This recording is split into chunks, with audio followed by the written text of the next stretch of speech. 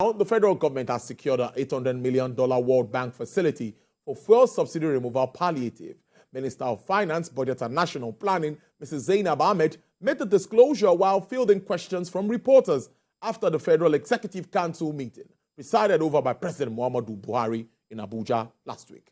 She explains that the money, that's $800 million, was the first tranche of palliatives to be disbursed through cash transfers to about 50 million Nigerians who belong to the most vulnerable category in the society. Well, in our words, now I quote what the minister said. The secondary question on exit of fuel subsidy, this is the commitment in the petroleum industry bill.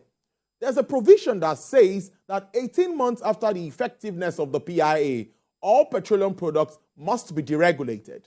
That 18 months takes us to June 2023. She added that while working on the 2023 Medium-Term Expenditure Framework and Appropriation Act, government made provisions to ease the existing fuel subsidy regime by 2023. Well, joining me via Zoom to discuss this development, of course, how it affects the economy, and some other surrounding issues on how government can generate more revenue, I have the President, International Center for Tax Research and Development, Mrs. Morenike Babington Ashaye. Thank you so much. It's good to have you join us on the program, Mrs. Ashaye. And happy Easter to you. Happy Easter to you. You are most welcome, and it's always a pleasure to be with you. Thank you. Well, let's go very quickly to the topical issue, which is subsidy. And I know it sounds interesting to you too. I'm worried. I don't know if you're worried. But totally, what do you think about the total removal of subsidy at this time, the implication on the people, and the trust issues that already exist between the people and government? Well, of course, I'm worried because we know, at least we have statistics that 133 million out of 200 million Nigerians are poor and vulnerable. And if the government care to know, I'm sure it's more than that 133 million.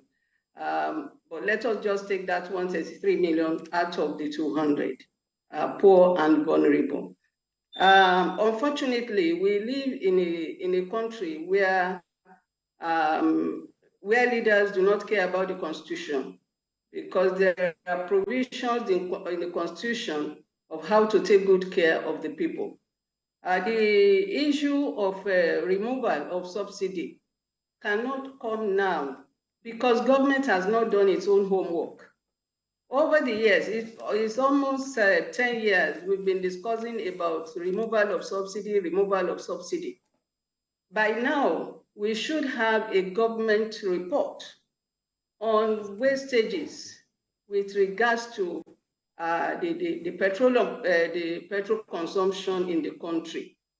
I was going through a paper where the chairman of NNPC was saying that, it's 400 billion naira every day, that they import about 66.5 million liters, and the difference is about 202 naira per liter. And they are no longer interested in funding the subsidy. Now, by now we should know how much of that petroleum do Nigerians actually consume. You remember, just about 4 weeks ago, one Mr. John Owombo Shegun John actually did not allow some tankers to leave Nigeria because he felt that they were taking our petroleum outside the country. All this, I believe the minister could have arranged for an audit of what is the consumption. How much do we actually consume on a daily basis? When I was researching through some papers, it was stated we consume about 60 million liters a day. And of course, there had been a lot of arguments over the years between NNPC, customs, and so on. But that notwithstanding, let the government go ahead and do a tax audit And you see, the problem we are having now is how sensitive the government is towards the problems that the people are having. There are lots of Nigerians, that you would have termed middle class, that they are no longer middle class. They don't even, they cannot, they are now within the poor people. That should concern government. There are lots of people without jobs. So if 133 million Nigerians are poor at the moment, and you now want to remove the subsidy, so let us say we want to increase it to 150 million people out of 200 million. Government should supply that statistic to us. If we remove this subsidy, how many Nigerians will be poorer over that 133 that we have at the moment? These are the kind of report we want from our government, so that at least we can agree whether it should be removed or disagree. As far as I'm concerned, because of wastages, one can say, let us remove the subsidy. But if we want to remove the subsidy, how do we cushion that effect on our people? Is it by taking loan? If we have $800 million from World Bank now, that's the first tranche, as she said. We don't know how much. We are not told the total amount that has been approved by World Bank. And Nigerians must understand something. You see, there are two ways you can control a nation, you can control a country. It's either by force or through debts. At the moment, we have about 77 trillion loan that we cannot even manage. By the time we now go ahead and take this $800 million, the first tranche, and then we take another tranche. So where are we going? We are now going to, we now have our creditor telling us, the World Bank telling us what to do in our country, how to do it, when to do it. Creditors do control companies, and creditors can control a country as well. So we will now, if we are not careful, we will be slaves in our own country. For me, I would like the federal government to please return the 800 million back to the World Bank, because I'm even surprised that World Bank is giving us loan. Before if you apply for any loan, there must be criteria to fulfill. Corruption is there for Nigeria. Wastages are there for Nigeria. The non-commitance to effective governance is there for Nigeria. So why are you giving us loan?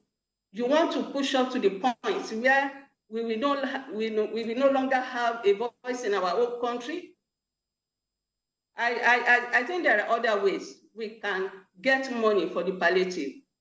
First of all the money, 300 million naira that is given to governors every month for security, let us put that aside for palliative. The money we are paying to our National Assembly members and House of Assembly, some of them do get 8.5 million a month, apart from their constituency allowances. So let us put that aside. How much do we spend on our president? How much do we spend on the vice president?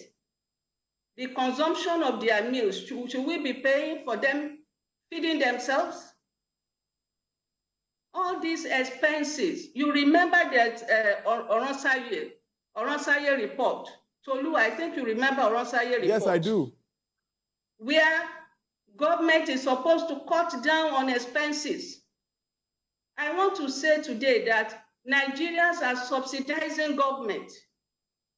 So let government go and cut down on those expenses. We are not ready as Nigerians to continue to subsidize extravagant expenses of government.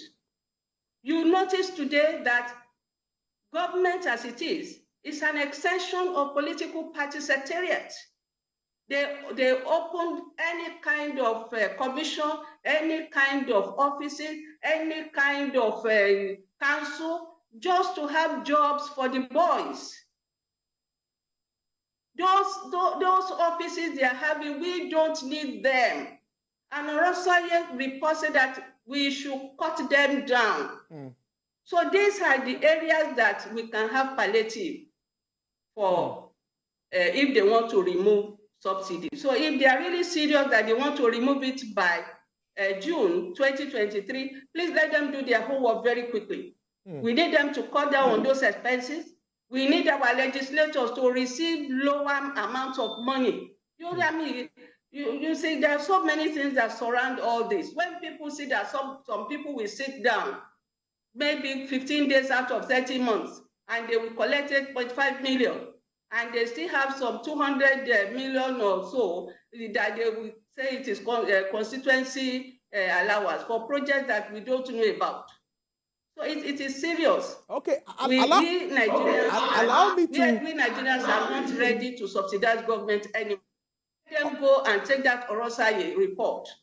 All right, Mrs. Ashaye, allow me to interject you while I ask you a follow-up question, saying that many will say, how do you identify the most vulnerable? That is one question that some will ask. Government says they have a list, they're going to follow and all of that. That is one question on one side. There is also the discussion around increasing tax, actually VAT, from 7.5% to 10%, all with the focus of getting more money. What is your reaction to these two issues? Well, I have gone through the NASCO. They have a website. I think the last time they updated it was 2020. And I cannot see the name of any individual that is poor or vulnerable there. All I could get was, even through another source, the total amount of number of vulnerable and poor that were registered in different states. I didn't bother myself to calculate, for each state, since it was 2020. Definitely there should have been a sort of additional names. But if government is really serious about knowing those who are vulnerable and poor, we have payrolls of government. We have payrolls of companies that they will know, because most government officials, they have 30,000 as minimum wage. And anybody in this country today that is earning less than 200,000 is poor and vulnerable. So they can do that. Look at the government payrolls, look at private companies' payrolls, and then with those who are in the local areas, I'm told that the World Bank actually assisted in getting the data at that time for those who are poor and vulnerable. So whether people actually went and do the registration themselves, I do not know. But if we really want to know the total number of people that are vulnerable, they are poor in Nigeria, we should have a standard of living. What does government expect? How does government want us to live? That you collect 30,000 and you spend it on transport? Even now, 30,000 is not enough for the transport. So every government, this government must be able to tell us, what do you expect a Nigerian to earn? I'm saying that any Nigerian that earns less than 200,000 now is poor and vulnerable. Because we know if you have to fuel your car, you have to fuel your generator, you have to send your child to school, you have to buy foodstuffs. So we must have a standard. And if government has not done that standard, then we may not be able to have the true number of those who are poor and vulnerable. With regards to taxation, the increase of taxation to 10%. I know the former High Commissioner from Britain was saying that, oh, we have to increase. You see, it's easier for people who do not know us to say anything they want to say. But we know ourselves. We know, taxation is a two-way traffic. It's not one way. You collect money from people and you redistribute. to satisfy people. And the reason why everybody pays taxes is that when I contribute my 1 naira and you contribute your 1,000 and somebody contributes 100,000, government put that together and do what is necessary for all of us. We still enjoy the same thing. But when you collect taxes, and instead of you using it for the people, you are paying some people 8.5 million every month, the National Assembly. You are paying, we are feeding the family of the president. We are feeding the family of the governors. We pay for their hospital bills. We do a lot of things. And then you say, oh, increase to 10%. That increase could do a lot of havoc to people, can even make our people poorer, because it's a consumption tax. So there's no question that, oh, if you don't buy this, you will not pay VAT. A lot of things now, even before you get to you, it has suffered the VAT. So I don't agree. If we are in a country where you go to government school free of charge, you go to hospital, you will not die because of 2,000 naira. You can drink good water. The road is good. Transportation is good. If we want to increase, people will not even say anything because they know they are enjoying. But you cannot be suffering and somebody will be adding more to your suffering. I don't think it's fair. I don't think it's fair.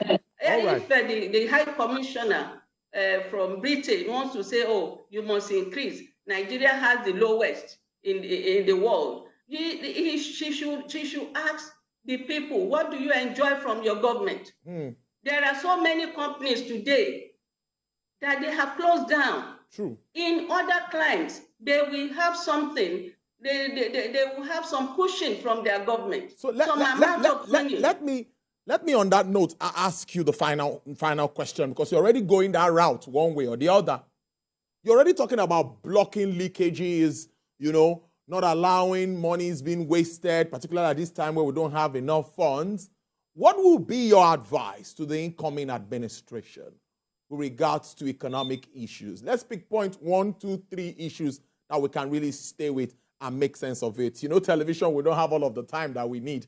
But what will be your advice moving on as we head towards May 2029, waiting for the inauguration? Well, my candid advice to the incoming president is that we have to take economic policies seriously.